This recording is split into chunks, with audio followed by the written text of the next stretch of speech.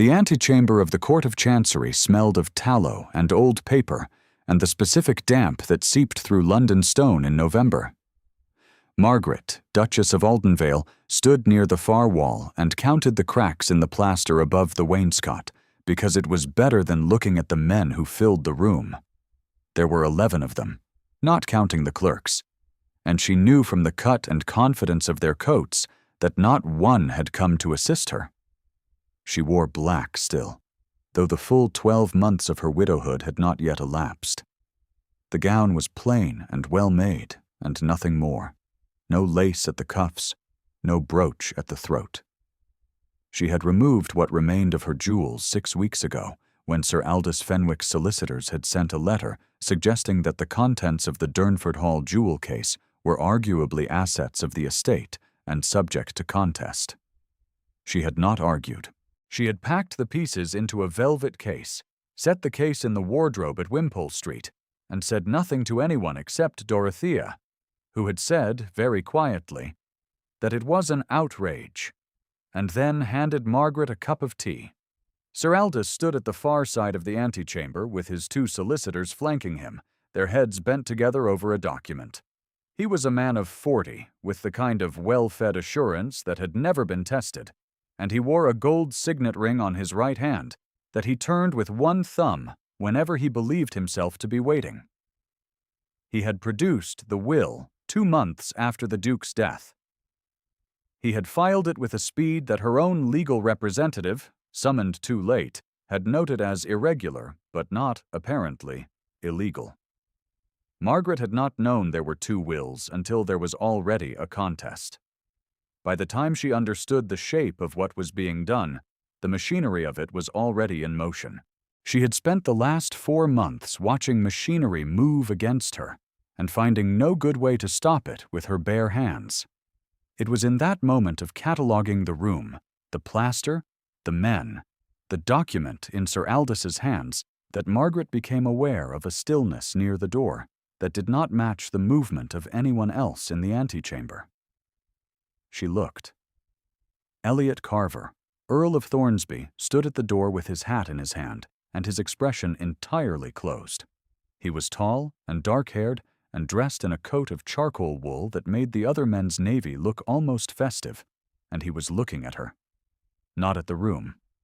Not at Sir Aldous, whose family had employed the Earl's legal firm for 12 years.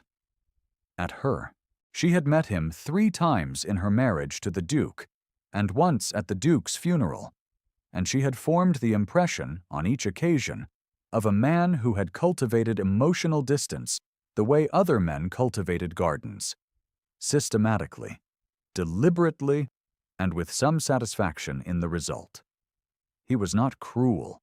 He was something she had no good word for.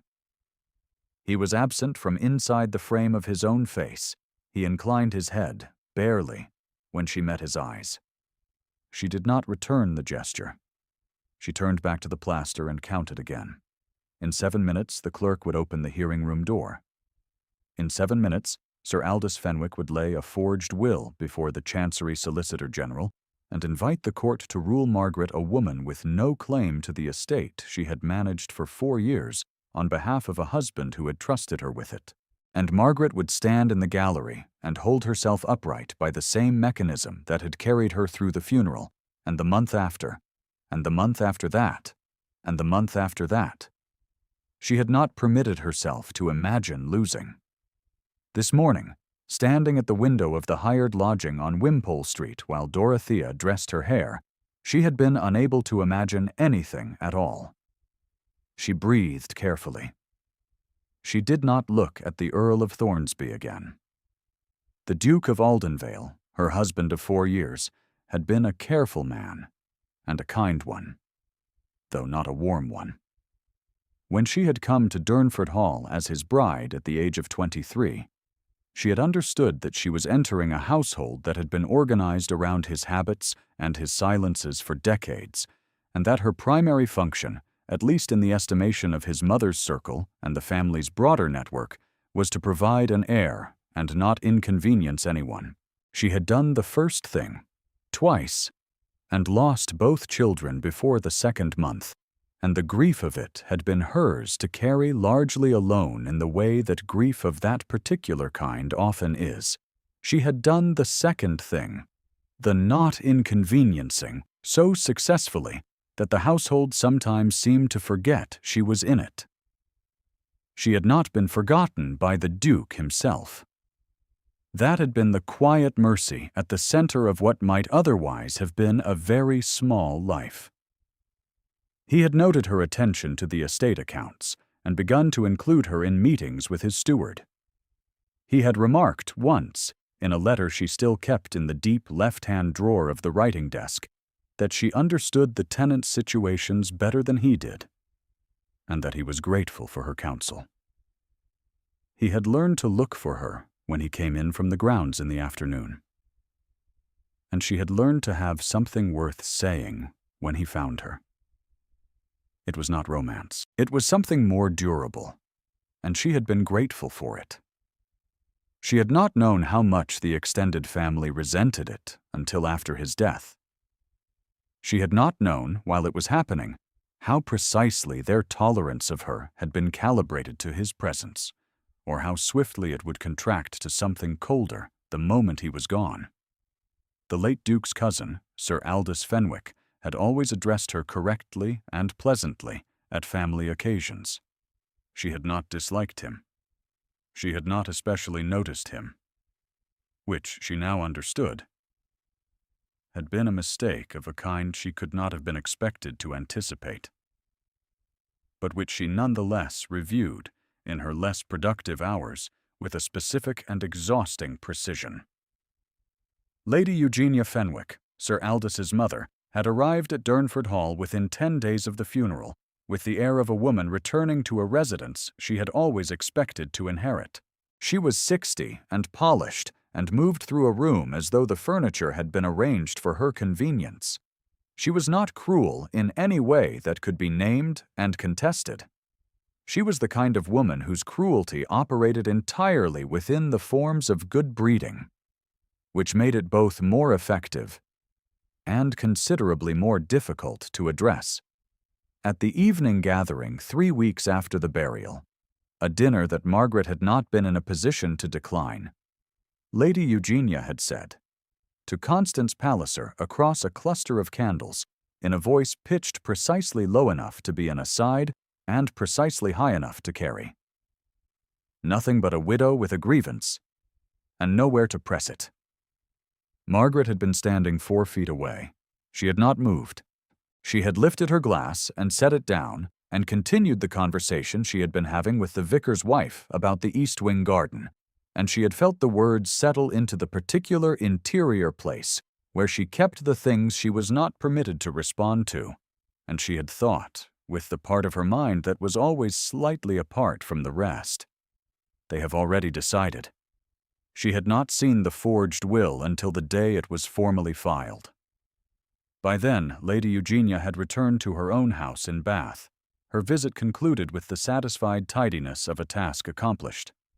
The months that followed her removal from Durnford Hall had the quality of a bad dream in which all the practical machinery of daily life continued to function while the ground beneath it slid in the wrong direction. She had found the lodgings on Wimpole Street with Dorothea's help. Dorothea, who was 62, and had been with her since her own girlhood, and who treated the inconveniences of dispossession with the same steady competence she brought to everything else.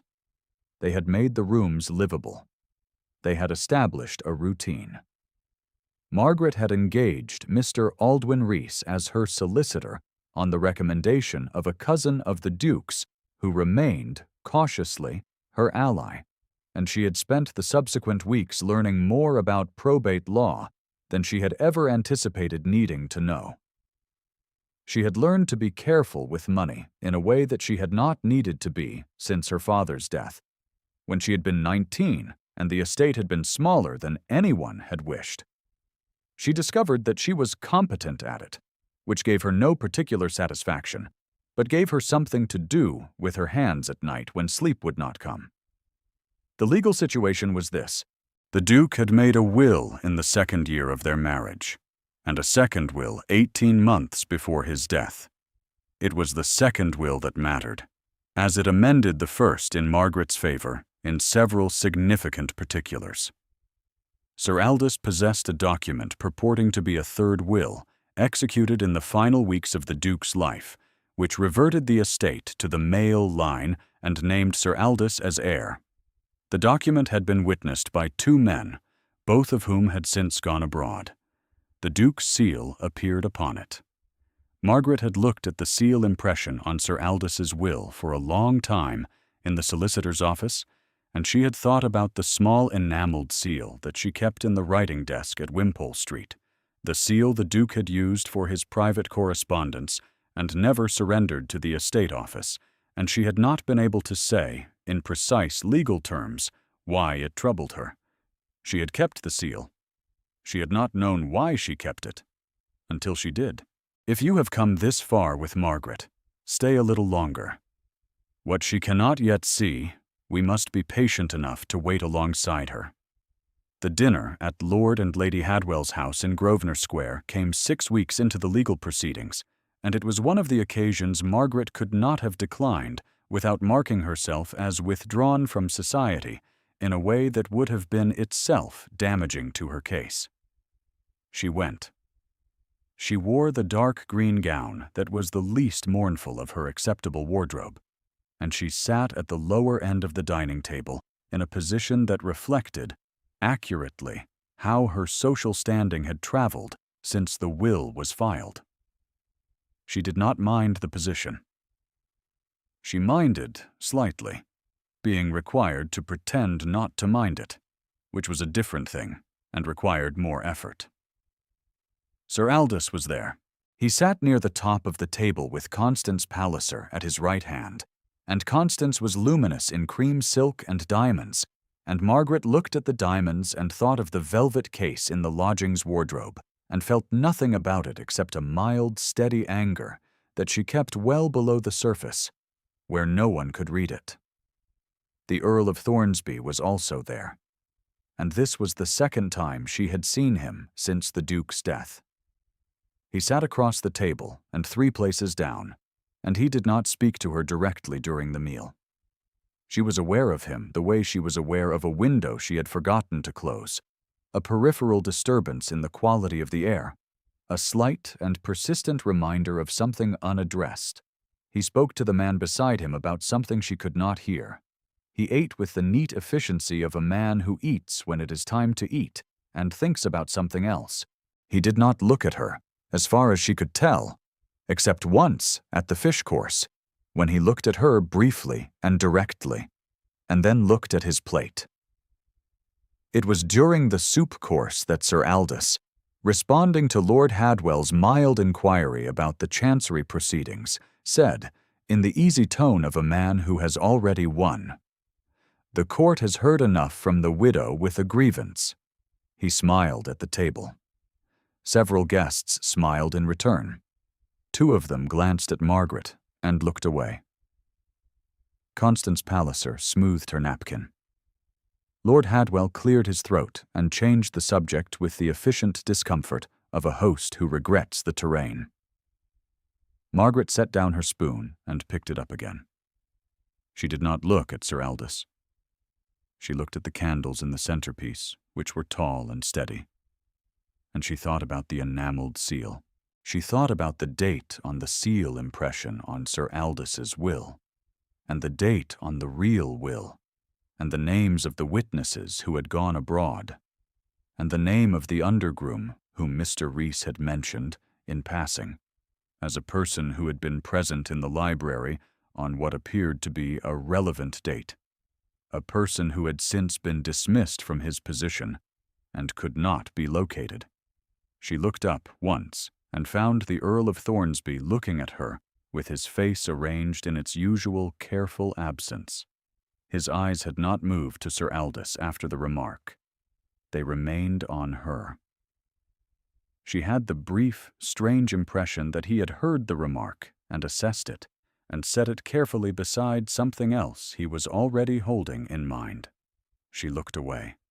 The morning she was observed was gray and still, with frost on the hired lodging's small garden, and the kind of November light that arrived late and thin and did not quite warm.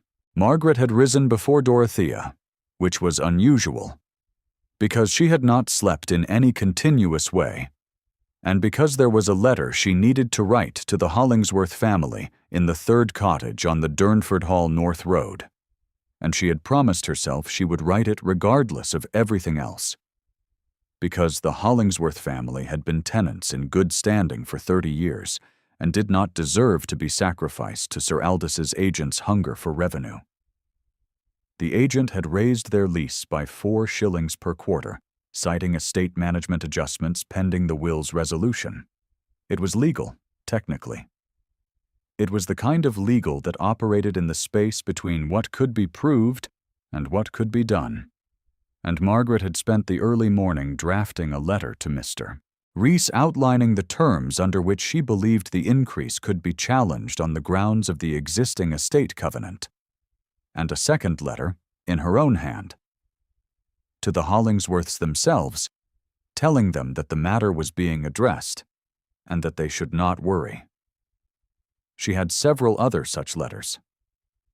There were 12 tenant families on the Durnford Hall estate whose leases had been adjusted, queried, or threatened in the 3 months since Sir Aldus's man had taken over the management.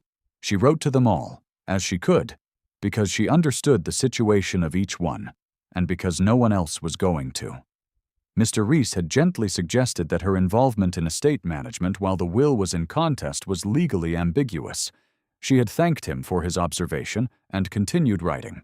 She was in the garden because she had needed air between the 2 letters, and she did not hear the door from the morning room open because the frost muffled sounds, and because she was thinking about the word covenant and whether she had used it correctly in the legal sense.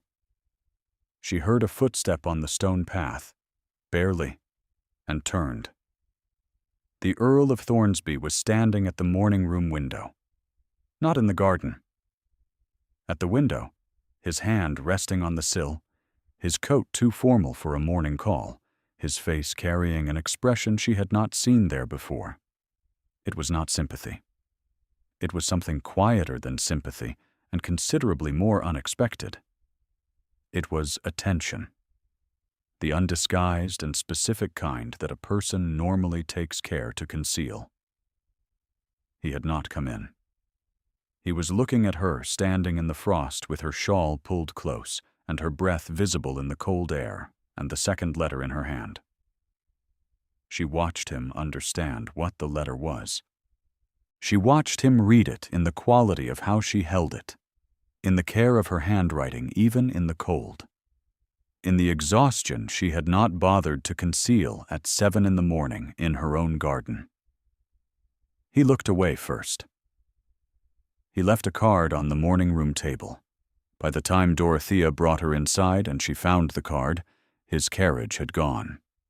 He requested a meeting 3 days later, through proper channels, a formal note delivered by his man to Mr. Rees's office, arranged through the correct intermediaries, entirely proper.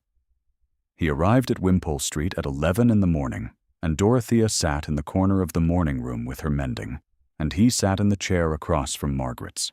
He said very quietly, "The seal the Duke kept for private correspondence.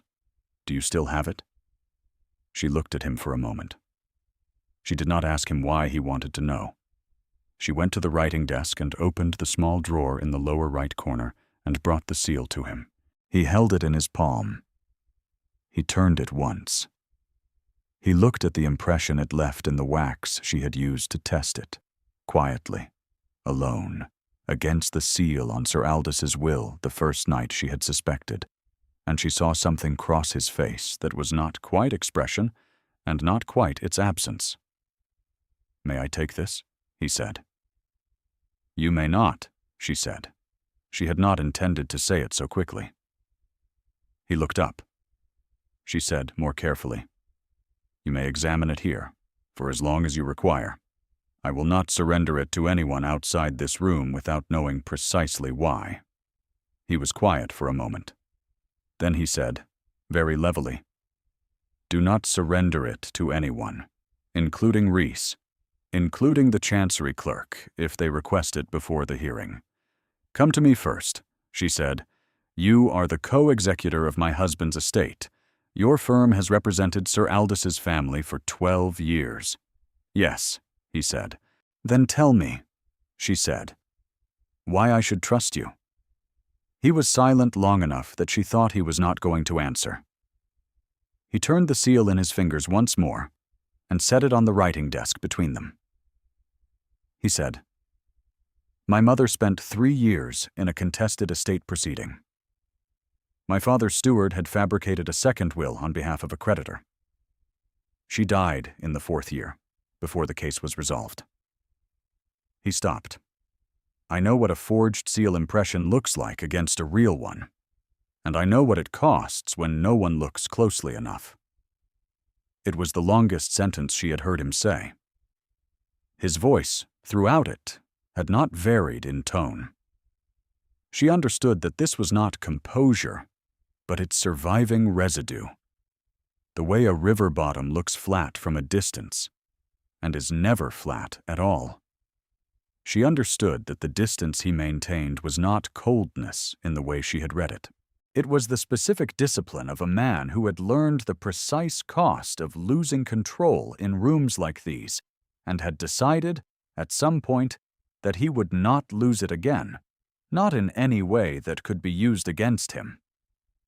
He left after 20 minutes. He did not explain what he was doing. She held the seal after he was gone, and Dorothea said nothing. And the morning room was very quiet. And outside the window, the frost had begun to soften in the late morning sun. The chancery date was fixed for the 14th. On the 11th, Dorothea came in from an errand with her face arranged in the particular careful way that meant she had something to tell Margaret that she did not wish to tell her. The news was this. A man named Thomas Grigg, who had worked as undergroom at Durnford Hall and been let go 3 months after the Duke's death, let go, specifically, by Sir Aldous' newly installed estate manager, had been located by a process Dorothea was not at liberty to disclose. He had been located, and he had refused to come forward. He had been contacted, apparently, once before, and the conversation had not gone well. He lived now in a rooming house near Shoreditch with his wife and 3 children, doing day work at a livery stable.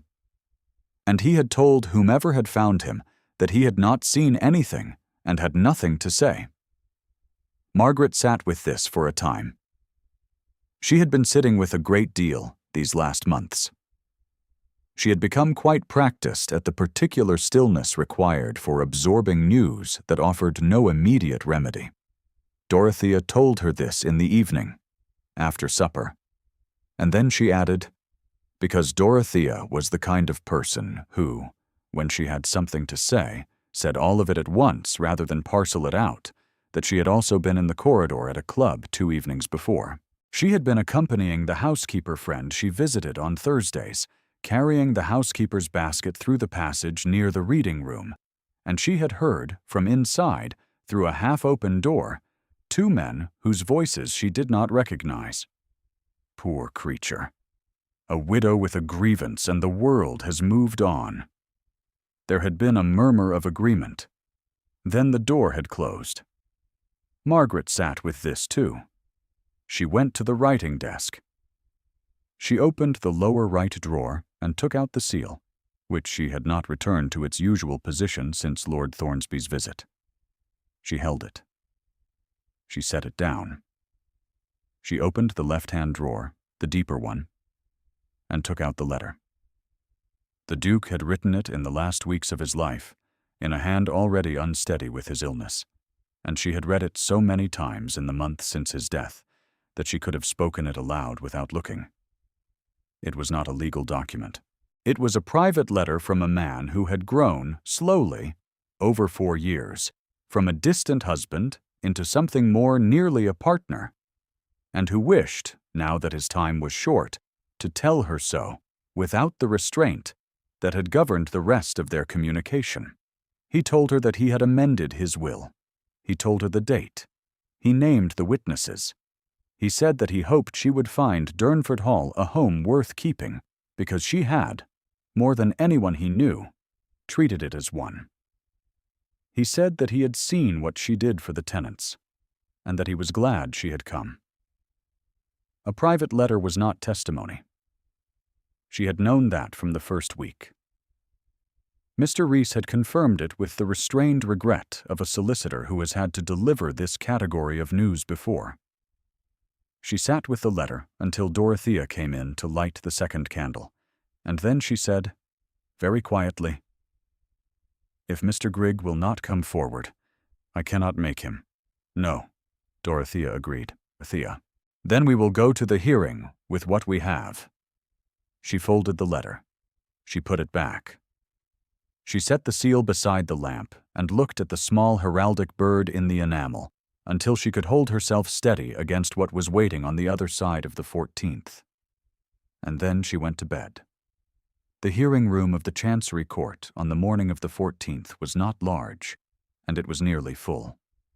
Margaret sat on the left bench with Mr. Rees at her side, and was aware, without looking directly, of Sir Aldous at the right table with his two solicitors, and the particular satisfaction of a man who has already measured the distance between himself and the door, and found it comfortable. Lady Eugenia Fenwick occupied a bench in the gallery. Dressed in good grey wool, entirely composed. Mr. Josiah Crane, the Chancery Solicitor General, entered, and the room stood and sat again, with the scraping and settling that attends formal proceedings, and the hearing began. Sir Aldous' solicitor presented the forged will. He presented the seal impression. He presented 2 written affidavits from the men who claimed to have witnessed it, both unavailable in person, both abroad, which was, the solicitor acknowledged in a tone that conveyed no acknowledgment of inconvenience, regrettable, but not in itself irregular. He argued methodically and with considerable confidence that the document was entirely in order, and that the competing claim rested on a superseded will and an absence of counter-evidence that the court could actually weigh. He sat down. Mr. Rees rose and presented Margaret's arguments with the careful precision of a man who knows he is arguing uphill and intends to do it with full dignity nonetheless. He cited the covenant concerning the tenant leases. He cited the chronology of the rival documents. He presented the private letter, not as legal evidence in its strictest sense, but as corroborative context indicating the Duke's stated intent in the period preceding his death. He noted, with a specificity that caused Sir Aldous' solicitor to look up, that the seal impression on the file will bore inconsistencies with the known characteristics of the Duke's private seal. He sat down. Mr. Crane said, in the manner of a man who has heard a great many proceedings and found most of them unremarkable, that he would consider the submissions before rendering a preliminary determination. He had not yet ruled. In the moment of the room's collective inhale, a door at the side of the hearing room opened. The Earl of Thornsby came in. He was not accompanied by a solicitor. He was accompanied by a small, weathered man in a coat that had been recently pressed but was not new, a man who stood at the threshold of the Chancery Court with the particular stillness of someone who has decided, at great cost, to do a thing he has been afraid to do. He was perhaps 50, with the weathered hands of outdoor work, and he held his hat against his chest with both hands, as a man holds a thing he wants to keep. Lord Thornsby addressed Mr. Crane directly, from where he stood, without raising his voice. "My lord, I ask the court's indulgence to admit a sworn deposition, properly witnessed and certified before a justice of the peace on the evening of the 13th, and to permit the deponent to give supplementary oral testimony today." Sir Aldous' solicitor was on his feet. Mr. Crane raised one hand, and he sat down. "You have the deposition?" "I have it here." He produced it. The clerk carried it to Mr. Crane. Mr. Crane read it in the careful silence that a hearing room produces when it senses the weight of what is being read. Thomas Grigg was sworn in. He was not a polished witness. He held his hat in his hands and turned it once, the way a man does when he knows he is in a room built to be intimidating and has decided, for reasons that have nothing to do with that room, not to let it stop him. He stated his name. He stated his former position at Durnford Hall and the date of his dismissal. He stated that he had been present in the Duke's library on the date named in the second will, the real will, and that he had observed the Duke sign a document at the writing table near the window, and that he had seen the Duke use a small enameled seal to impress the document, a seal of blue and white enamel with a heraldic bird in the device, which he described in plain terms. He stated that the date he had observed was not the date on Sir Aldous' document. He stated that in the days following the Duke's death, papers had been removed from the library by persons he did not recognize, in a box he had been instructed not to notice. He stated that when he had mentioned to a senior housemaid what he had seen, what the date had been, he had been released from his position the following week without stated reason, at a time when dismissals were otherwise not occurring. He turned his hat in his hands again. He said, in a voice that had been steady throughout, "I know what I saw. I know the date. And I know his seal." He looked at Margaret then, for the first time since entering the room.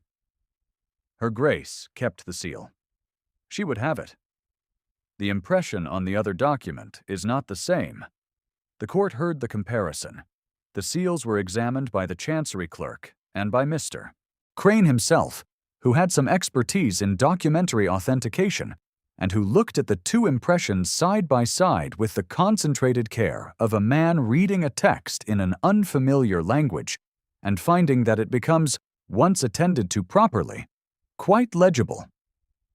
The enameled seal that Margaret had carried in a small case from Wimpole Street, the seal she had held through the worst of the last 5 months, was pressed fresh in the court's wax and held beside the impression on Sir Aldous' will.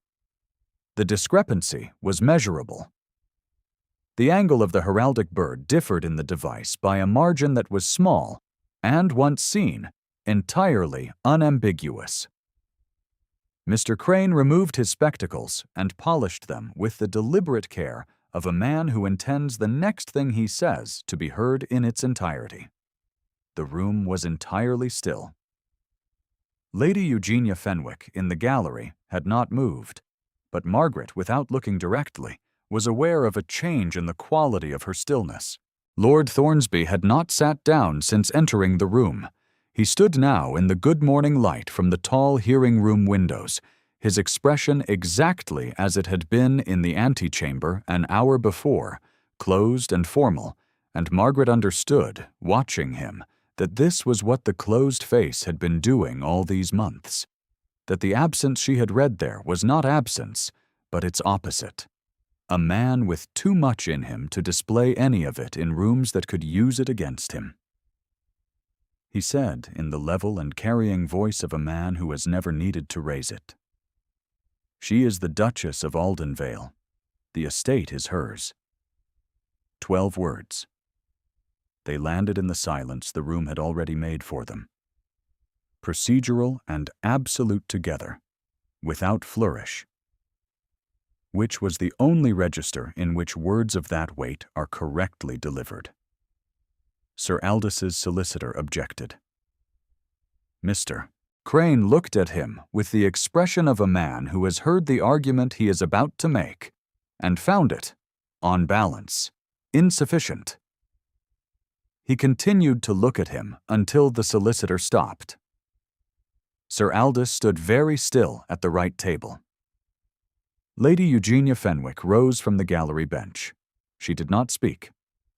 She gathered her things with a precision that was, Margaret thought, the only form of dignity still available to her in this room, and she walked out through the gallery door, without looking at anyone. Mr. Crane proceeded to the formal ruling. It took another hour, the recording of the deposition, the admission of the seal evidence into the record, the acknowledgement of the deponent's testimony. Mr. Rees sat beside Margaret and said nothing, which was the correct thing. Margaret sat with her hands folded in her lap and felt the hearing room's cold air on her face, and attended to each minute as it passed, because the feeling that was waiting behind her composure was too large for a public room, and she intended to be private before she let it in. She had been wrong, she thought, in November, in this same antechamber, when she had looked at the Earl of Thornsby and expected nothing. When the doors opened and the day came through from outside, she found herself in the street with November around her, and Dorothea suddenly at her elbow, and Dorothea's hand on her arm, and the ordinary sounds of London continuing in all directions, as though Durnford Hall had never been in question at all. Lord Thornsby came out of the chancery behind her. He stopped when he was level with her. He turned. He said, without preamble, in the same level voice he had used inside, "Margaret. Not your Grace, not the Duchess. Her name." She had not heard it in his voice before. She had not known it would feel like that, as though the word had been held in reserve and was now, precisely, in the right place. She looked at him. He did not look away. There was something in his face that she had not seen there before in any of the times she had catalogued it, something that had been underneath the closed expression all this time, patient and careful and entirely undistant. She understood, in the way that understanding arrives when it has been building for some time, that the man who had stood in the morning-room window watching her write a letter in the frost had also been this man, that the question about the seal had also been this man, working with what he could find, because he would not risk telling her what he was doing until he knew it would succeed. That the distance she had read as indifference had been something she now had no adequate word for, because it was not indifference, and it was not quite its opposite, and it would take, she thought, a considerable amount of time to map correctly. She said, "Thomas Grigg. He came last night." Lord Thornsby said. He had been found some weeks ago. He needed certain protections arranged before he would speak. A guarantee that what he said would be taken down properly, witnessed, and that no solicitor of Sir Aldous' could reach him between the deposition and the hearing. I arranged them. "You should have told me," she said.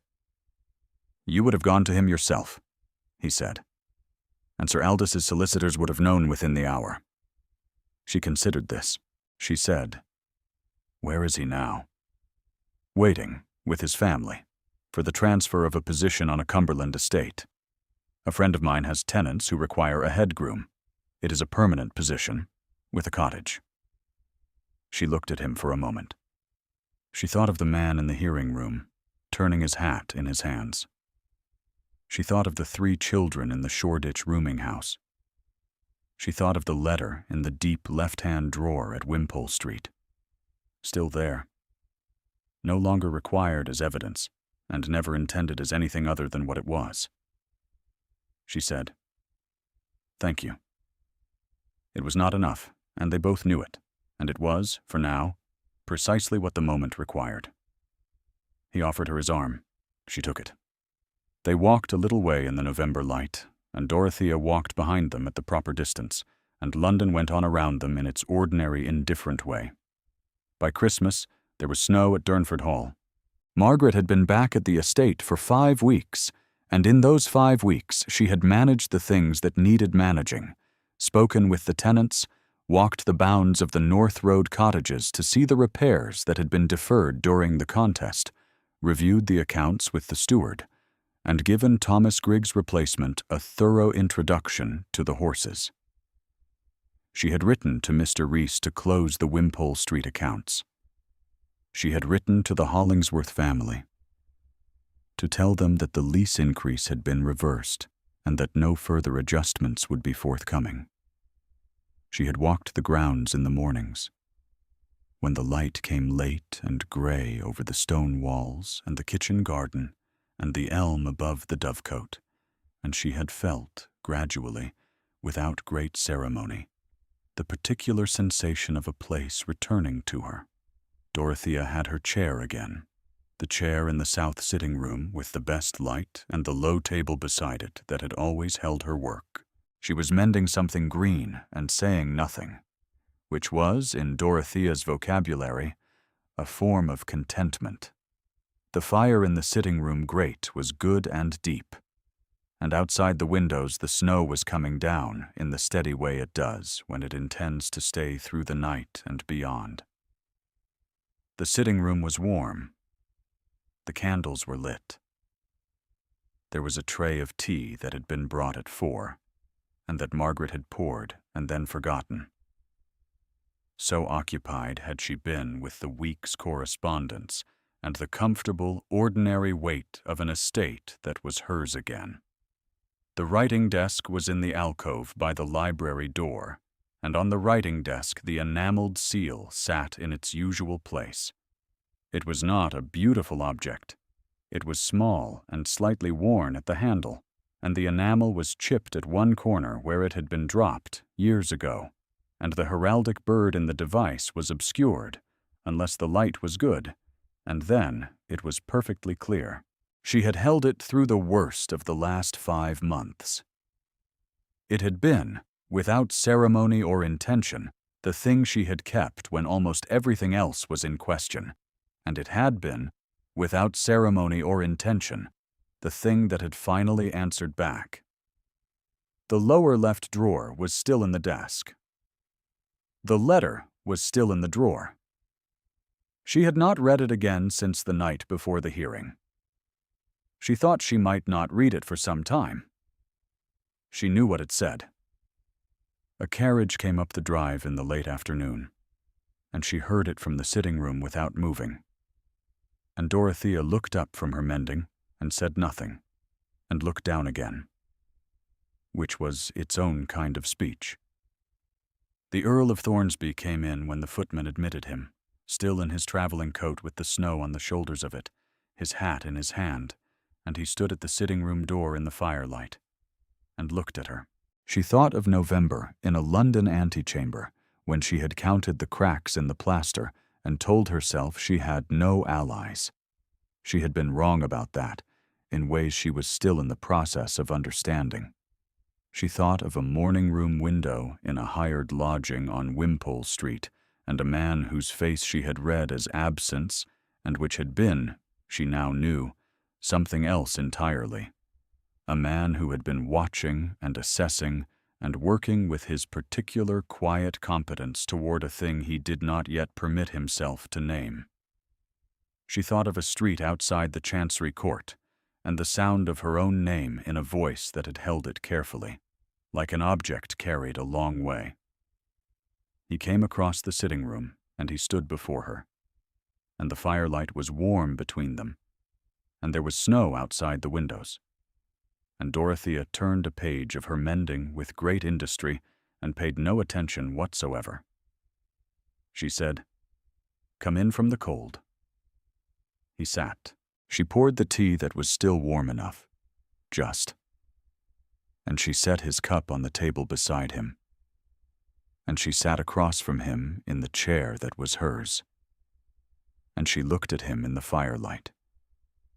And he looked back at her in the particular way he had learned, or perhaps had always had, of looking at something directly without any arrangement between himself and what he saw. The snow came down outside the windows. The fire settled. Dorothea turned another page.